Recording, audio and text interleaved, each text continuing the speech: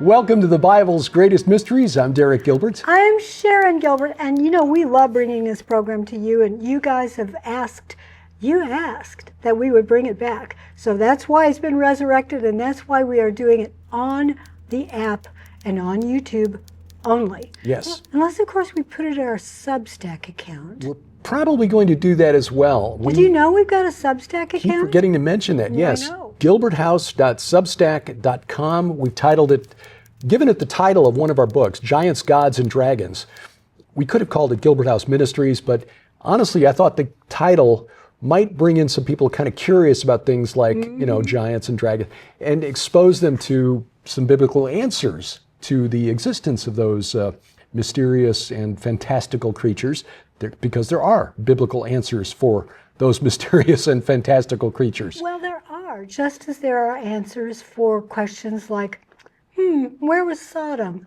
What really happened? Was there a real Sodom? Was there a real Abraham? Well, the answer, we believe, is yes. And the scientific evidence found at a site in Jordan directly across from Jericho, a site called el-Hammam, is compelling. You know, it really is. And sadly, Jordan has decided to stop allowing digs there.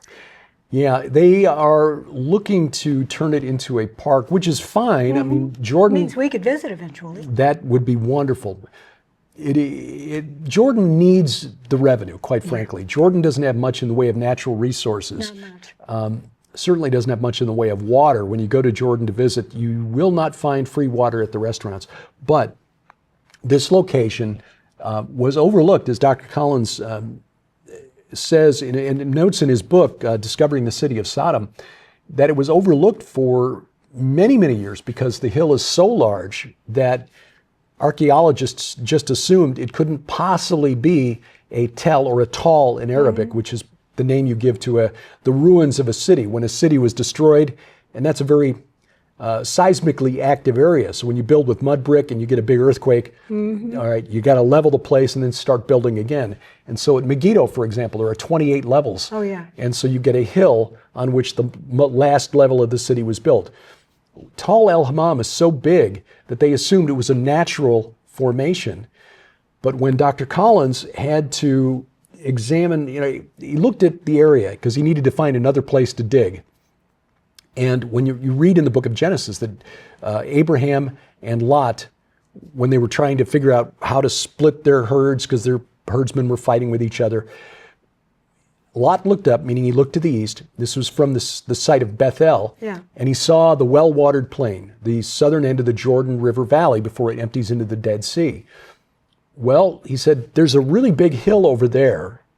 And the site had been noted by, as you said last week, antiquarians, but even in the 1940s, an Israeli archaeologist named Dr. Nelson Glick stopped at that site and said that he thought that was the most likely location for Moses and the Israelites to have stopped and erected the tabernacle, because it's about 75 feet above the plains of Moab, that area there, the valley of the Jordan River. And we know that they were in the area because he was told by the Lord, climb this mountain of the Avarim. Mount Nebo. Mount Nebo, which overlooks it. Yeah, Mount Nebo is about 6 miles away. So it's in the right area, and this hill overlooking it would have been a perfect location for the tabernacle and for the people to camp down in the plain or the valley below.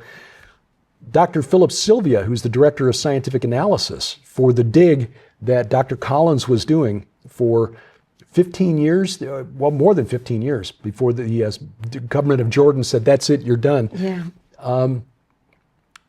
They believed that location that Nelson Glick identified on Tall el-Hammam was the sacred precinct. In other words, the location of the temple of Sodom. Now, as far as I know at this point, last time we talked with Dr. Collins and Dr. Sylvia, they had not found any inscriptions at that location, but it's not likely they would have. They found, based on the evidence there, that the speed of the wind that hit and destroyed the site at about 725 miles per hour. Most powerful EF5 tornado ever discovered is about 250. Salt water. superheated salt water as well. So it was basically blasted clean. But that was the sacred precinct, they believe, based on the foundations of the building that they found there. Interesting then that several hundred years later, Moses and the Israelites may well have pitched the tent of meeting, the tabernacle, there on that very site. Over and over again, you and I have been writing, late Mike Heiser in his Reversing Hermon book, write about how the Lord takes back territory. He reverses things that historically occurred there, reverses the control by the fallen realm, and takes back what he rightly owns. Correct, yeah. And I think that may have been what he was doing there. I think you're right. And as we hinted at last week on the Bible's Greatest Mysteries, one of the interesting details that Dr. Collins almost glosses over in his book, Discovering the City of Sodom, is the fact that there were more dolmens, which are these megalithic monuments to the cult of the dead in the ancient Near East and around the world. They're found all over the world. But there are more clustered in Israel, the Jordan River Valley and ancient Bashan, the Golan Heights, than anywhere else on earth. And there are more of them at the base of ancient Sodom than anywhere else in Israel. With the time we have left, I want to get into a little bit of perhaps speculation. Sharon and I wrote a book a few years ago called Veneration, where we looked at the Rephaim. And of course, when you look at the Rephaim in the Levant, you have to look at the Dolmens. And you mentioned in your book, Discovering the City of Sodom, almost in passing, 1,500 dolmens approximately that were at the base of the city. What is your sense as an archaeologist? Because we can speculate. We don't have a PhD to worry about or the reputation to protect, but we don't want to go beyond the evidence. What do you think those were for, and why were there so many at the base of Sodom? Well, every culture has a way of burying their dead or honoring their dead. The typical way to do it is to bury them in a tomb. And scholars had speculated about what a dolmen is. You know, they're upright stones, large upright stones, generally with a capstone. Now there's a type A dolmen and a type B and a type C and a type D dolmen, but they're all essentially a chamber created by upright slabs with a flat slab over the top. In fact, the word dolmen comes from the Britain word for table. So the dolmens are interesting. Now in Europe, they are tombs. But in our excavations, and by the way, we're the only team to actually excavate. Nobody else has ever done this. We excavated 3 intact, undisturbed dolmens. I thought they'd all been robbed out in the Jordan Valley. No. We have 3 unrobbed, undisturbed, untouched dolmens. Wow. And so we haven't published that yet. I mean, it's kind of published. I mean, it's in our excavation reports and all of that. But one of these days we'll publish it. But what we've discovered is that most people's understanding of dolmens is incorrect. They are not tombs, not in the southern Levant. They are memorials to the dead. And so what we discovered in the chambers that we excavated was that on some kind of a ritual calendar, the family, and maybe it's probably a family, we think it's a clan that has a tomb or has a dolmen. They also have tombs in the valleys. So on the ritual calendar, where they would go down to the family tomb, grab a bone, take it up, open the dolmen, put 2 or 3 little vessels in there with maybe some olive oil, maybe some grain, and everybody you mentioned 1,500 dolmens. That's what we estimate. Over 1,500 dolmens in this area. Every family on the same night, by torchlight, doing exactly the same thing. Can you imagine such a festival? Boy, it would be noisy and dancing and tambourines and all kinds of things going on with thousands of people. And they would ceremonially open their dolmen, put these offerings in, ceremonially close the dolmen, and dance and drink all night or whatever they wanted to do. But we found something really stunning. Everybody always used to think that the dolmens were beginning to be built in the late Chalcolithic period around 4000 BC, and then on into the early Bronze, very popular in the early Bronze 1 period, and then continuing on down and maybe dying out sometime around the end of the early Bronze period. That's what everybody always assumed. But nobody had ever excavated an intact dolmen. Well, in all three of our intact dolmens, guess what we found? Middle Bronze Age deposits. So right in the time of Abraham. All goes all the way up to the time of Abraham. Yeah.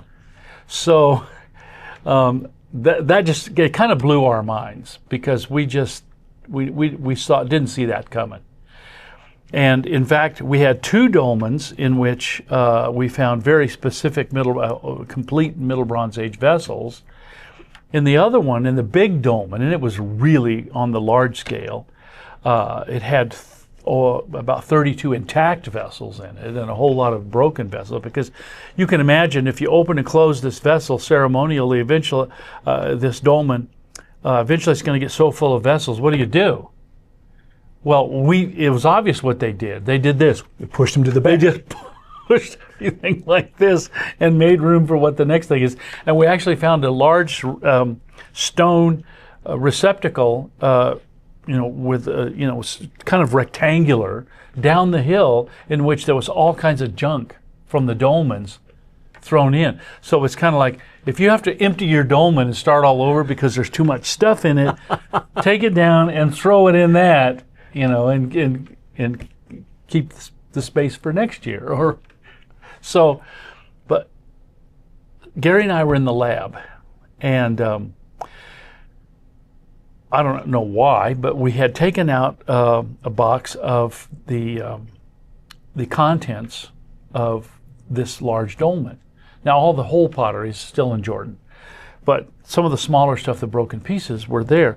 And we've identified in the Middle Bronze Age for Abraham, we have identified a very elaborate and distinctive pottery we call multi-slipped palaceware. In fact, it has a really long title, multi-slipped cross-wiped palaceware. And it's nobody has ever seen anything like it. No, we've passed this around to so many archaeologists who know the Middle Bronze material. Nobody's ever seen anything like it. It's unique. So unique to Sodom, unique to el-Hammam. It seems unique to el-Hammam.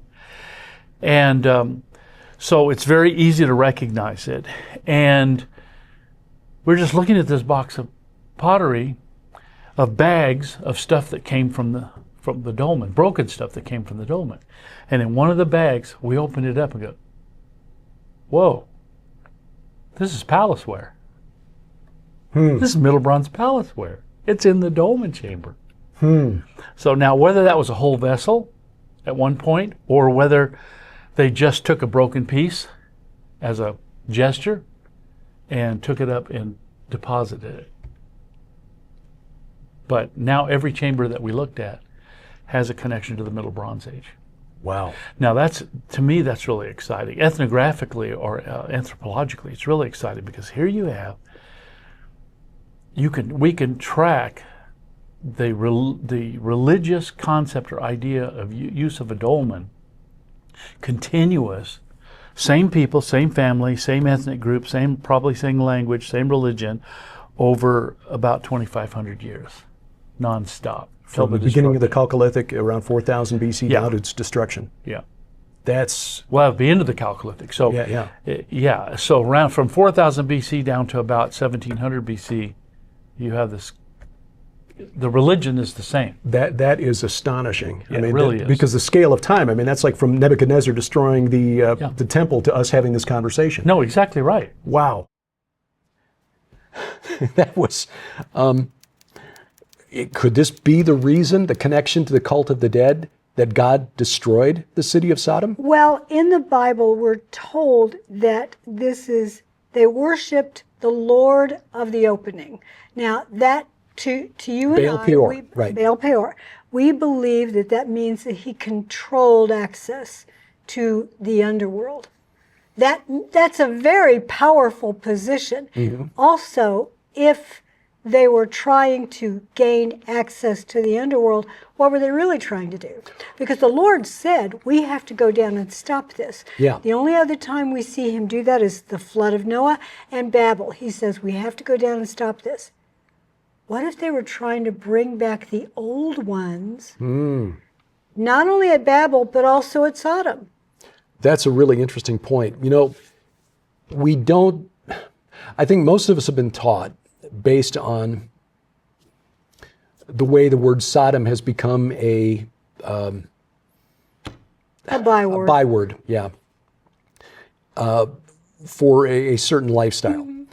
That was the sin for which God destroyed the city of Sodom, based on how the men of Sodom tried to have their way with the angels who came to warn Lot and his family to get out of the city.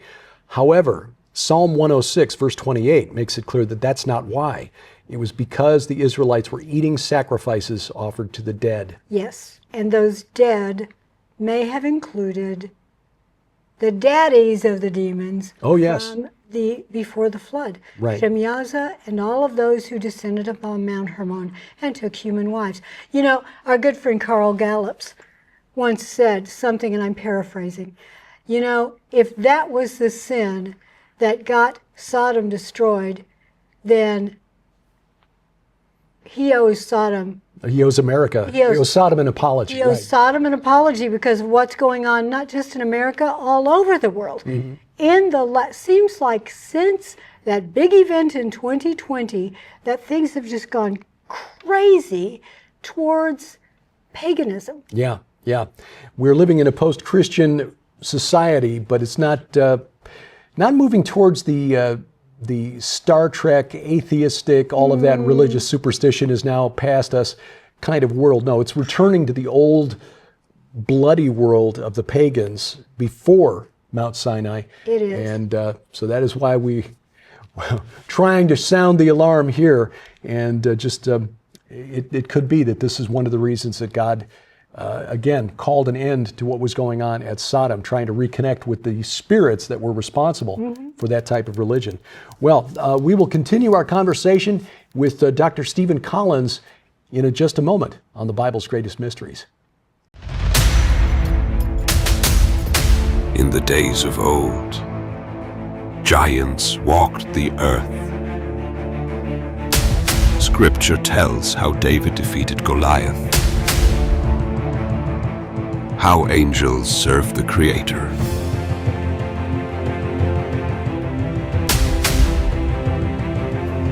and how the serpent deceived God's image bearers. The prophecies foretold of a coming Savior, one that would reach across the veil and set the captives free. Featuring Derek Gilbert, UFO True Believers, the Ancient Aliens Prophets, Carl Gallups, the cherubim, the living creatures, and Micah Van Huss The story of the giant of Kandahar. at the Mysteries of the Bible Verse event in Carmel, Indiana, June 13th and 14th. Welcome back to the Bible's Greatest Mysteries. I'm Derek Gilbert. I'm Sharon Gilbert, and we have mentioned that we'll be going back to Israel. We would love for you to join us. Mentioned Light Hive Creations. Be sure to go. You know that we've got Red Wing Saga t-shirts and Armored Sheep. That's right. Sharon's new podcast, The Armored Sheep. And it's got a wonderful logo. I'll put this up on the screen here so you can see it, because this really represents who we are and why we depend on our Good Shepherd. We are not called to storm the gates of hell. We are called to hold our ground. When you read Ephesians 6, beginning at verse 11, and that the whole armor of God, he uses the word stand and withstand several times. It's not to charge the gates of hell. We are to stand and withstand the attacks of the enemy. We're holding territory. We're bringing the wounded behind our lines so we can minister to them until Jesus and the heavenly host, the heavenly cavalry, comes riding over, well, not just the hill, but all over the clouds, through yes. the clouds with great glory.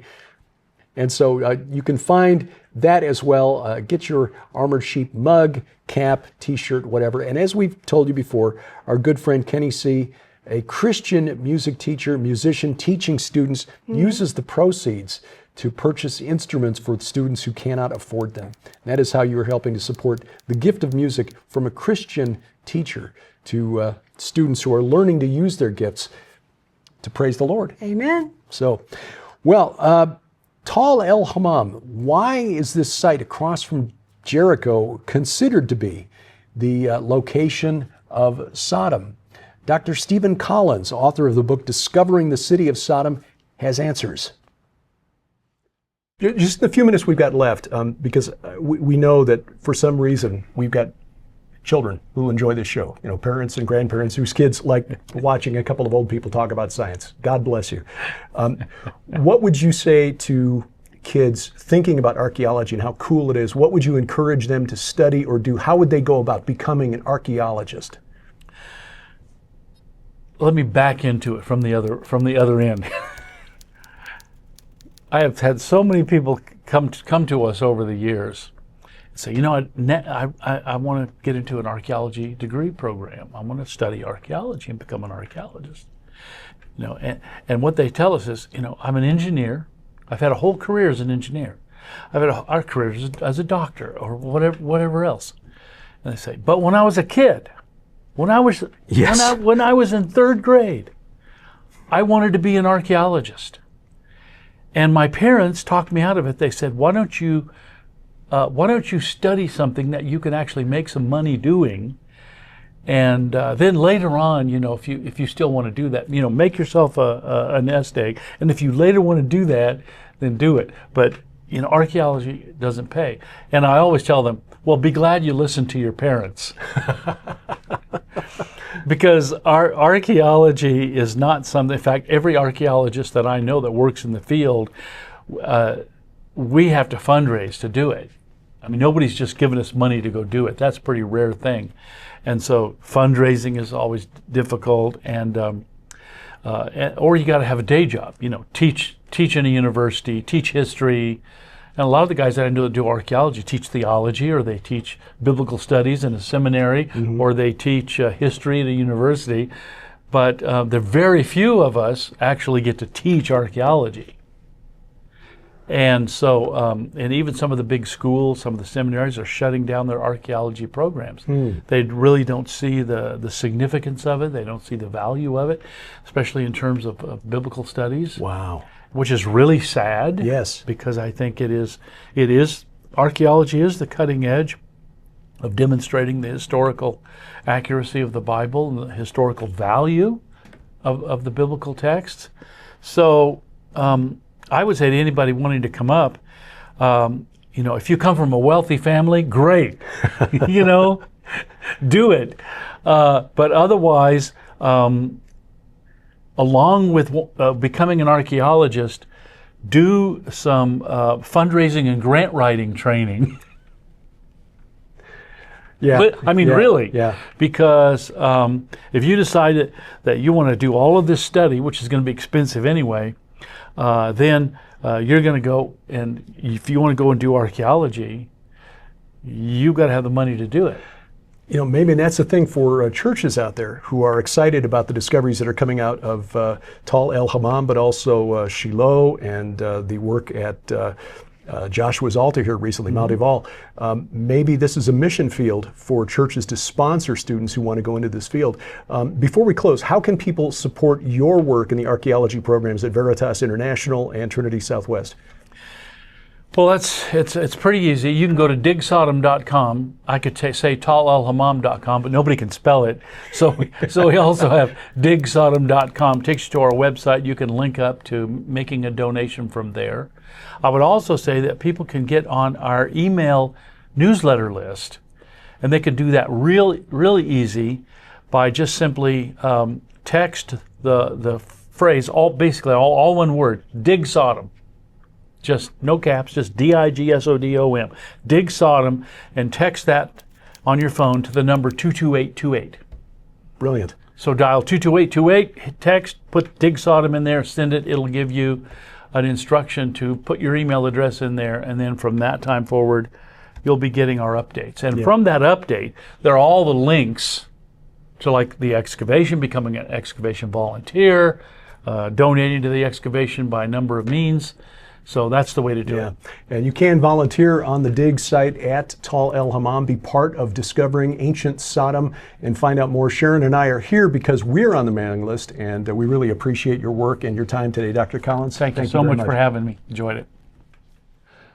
You know, it's surprising because Jerusalem is mentioned so often in the scriptures, and Jericho was such a key battle in the beginning of the conquest led by Joshua that we assume that those were the most important cities in the region at the time. But as we learned from Dr. Collins, this location, Tal el-Hammam, was 8 to 10 times larger than Jericho or Jerusalem. It was the largest city in the southern Levant, other than the port city of Ashkelon, one of the Philistine cities. Well, it was one of 5 cities along that trade route, and it had a very reliable source of fresh water, which in the desert is a big deal.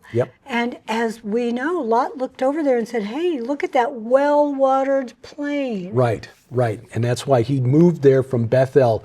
The location is in the right place. I know the traditional site, or one of the sites that's been identified, and there are still archaeologists who will argue for Bab ed-Dra, which is southeast of the Dead Sea. It's much smaller. It is a site that was destroyed about 600 years, several centuries before the birth of Abraham anyway, and is not in an area that's well watered. And you cannot see it from Bethel, which is where Abraham and Lot were when they looked and he saw the well-watered plain. And it's nowhere close to Mount Nebo. Nowhere close to Mount Nebo, right. So there are plenty of locations, plenty of clues in the biblical text that identify this as the location.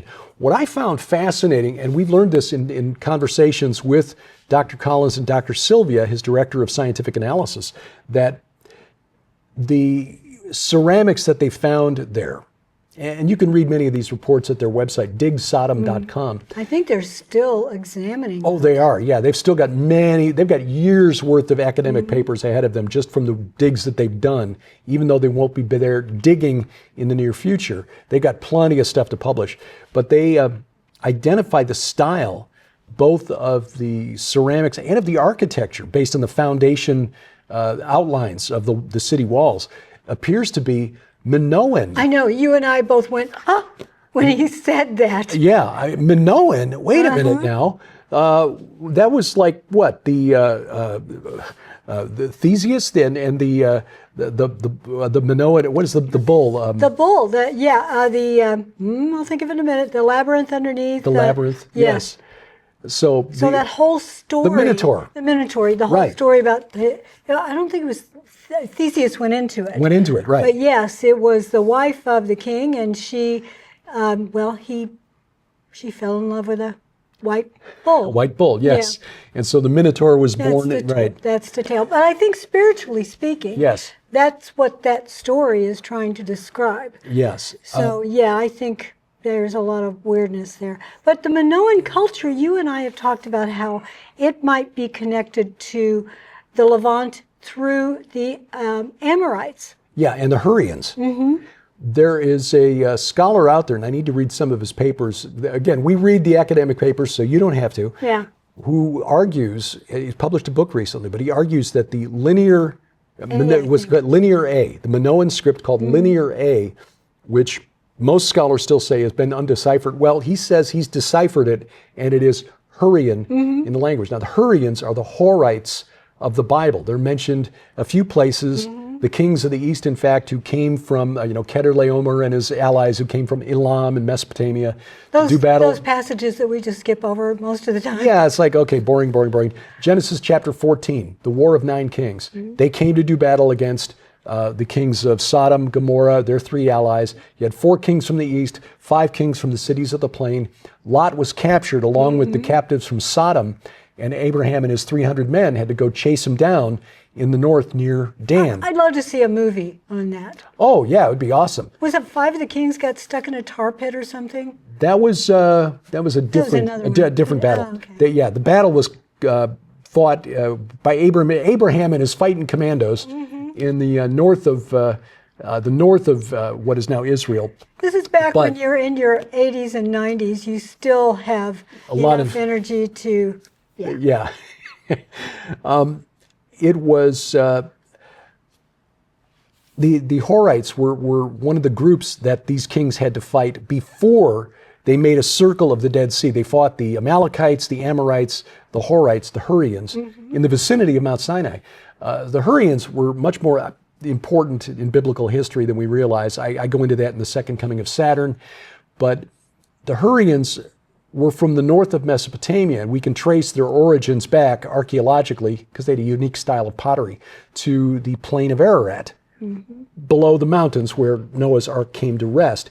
And so if they spread out through what is now Turkey down into the Aegean, where they set up the Minoan culture on the island of Crete, well, okay. I know, and that's one of the reasons that these archaeologists in general, they get so excited when they find pottery. Yes, yes. You and I, it's like, there's no skull down there, or anything like that. Is that all you No got? inscriptions, nothing like that. Bitty pieces of pottery. No, they've used that as like fingerprints to identify cultures. They do. The But material again, itself, the way it's painted or not painted. Yeah, there's so much. So the connection to the Minoan culture, which is very well known, very influential in the Bronze Age, in the Mediterranean, if that's connected to Sodom, and they're working on some other tests that we can't talk about yet because they've not published any results. Yeah, there's some stuff that they've told us that is embargoed. Yep. But it's fascinating. And in fact, in the book that I'm working on now, we'll be looking at that and the connections between the Aegean world, which means the Greeks and the Proto-Greeks, the Trojans, and the land of Canaan. They were all over ancient Canaan when Joshua and the Israelites had to come in there. So it's not a surprise when you see the parallels between Greek mythology and the Canaanite religion. Zeus is Baal. Poseidon is Yam. Hades is Mot. There's one-to-one correlations. It gets back to our recent guest, Micah Van Huss. Yep. It's not coincidental. No, it is not. Yeah. And Well- I'll tell you what, Mike Heiser always said, if it's weird and it's in the Bible, it's important. Yep. And we'll take you to those sites where these battles took place, these supernatural battles took place, when we go back to Israel in October of 2025, October 19th through 30th, with our special guest, author, researcher, lecturer, Carl Teichrieb. We will take you to Mount Hermon. We'll take you to some of these megalithic sites in the ancient land of Bashan, the place of the serpent, Gilgal Rephaim, the serpent mound of Bashan, and what we believe to be the historic location of Jesus' baptism, where he declared war on these fallen entities right from the beginning of his ministry. Oh, I know, and it's actually a beautiful view of the Jordan River right there. But there is a site very much like Gilgal Rephaim right there, and maybe, if our friend Doug Van Dorn is correct, it might have been the site where Jesus fed a bunch of people. Yeah. The site is very close, less than half a mile from the ancient city of Bethsaida, which is where the first three disciples were called, Peter, Andrew, Philip. There's no way they didn't know that site was there, this megalithic structure. They had to have known. They had to have known. Yeah. So we'll go there. Of course, we'll take you to all the places you want to see, like Jerusalem, the Old City, the City of David, the Mount of Olives, the Temple Mount, God willing. We've been up there on the Temple Mount 3 times now, and we will take you there. And, of course, Shiloh. Oh, yes, they still have the red heifers there. There is a wonderful structure that allows a safe observation of the heifers. So they're not going to be touched and rule them out, but we get to see them. Yeah. You can find out more and reserve your spot on the bus for our October tour of Israel at gilberthouse.org/travel. Gilberthouse.org/travel. Believe me, it will change the way you read the Bible when you can visualize these sites in your mind. This is where Jesus walked across the water. We're on a boat, but we can see the water where he once walked. And we can then explain why that was more than just Jesus demonstrating a miracle. There's a spiritual component to that, a message to the unseen realm. That is so right. And by the way, if you're sitting there thinking, oh, I don't know, is it dangerous over there? There's a lot of things going on. Well, right now it's getting less and less and less of an issue. But if for any reason we have to change the date, and if you can't go on that date, you get your money back. Yeah, you're not obligated. There's no risk. If you put down a deposit, we have to change the dates. and you cannot accommodate the new dates, Right. Lipkin Tours will refund your money. So no risk, put down a deposit, and we pray that we see you in the Holy Land. Yeah. And we pray that we see you here again next week as we continue to explore the Bible's greatest mysteries.